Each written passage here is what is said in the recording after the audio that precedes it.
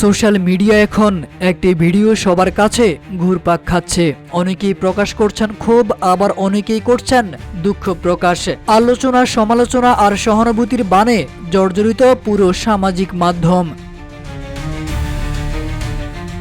খোদ অন্তর্বর্তী সরকারের উপদেষ্টা থেকে শুরু করে রাজনৈতিক ব্যক্তিত্ব, এমনকি মুক্তিযুদ্ধের চেতনায় বিশ্বাসী সবাই ভিডিওতে ঘটে যাওয়া ঘটনার বিরুদ্ধে প্রকাশ করছেন তাদের ক্ষোভ কিংবা আইনি পদক্ষেপ নেওয়ার উদ্যোগ।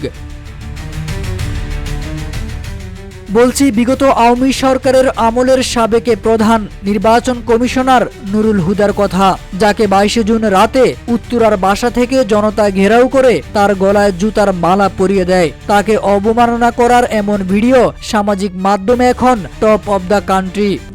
RICL TMX, যুগের পর যুগ স্থাপনা থাকে মজবুত।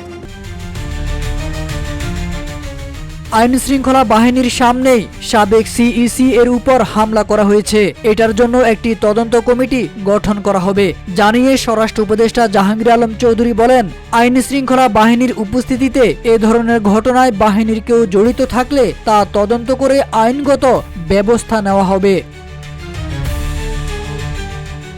বিএনপির স্থায়ী কমিটির সদস্য সালাউদ্দিন আহমেদ নিজের দলের বিষয়ে স্বচ্ছতা রেখে জানিয়েছেন, সাবেক প্রধান নির্বাচন কমিশনার KM নুরুল হুদার মব ঘটনার সঙ্গে দলের কেউ জড়িত থাকলে তদন্ত করে তার বিরুদ্ধে ব্যবস্থা নেওয়া হবে। আইনের প্রতি শ্রদ্ধা রেখে সালাউদ্দিন বলেন, আমরা মব কালচারে বিশ্বাস করি না। সাবেক সিইসি এর বিরুদ্ধে অভিযোগ, তার গ্রেপ্তার প্রক্রিয়া এবং তার বিচার প্রক্রিয়া আইনগতভাবে পরিচালিত হবে।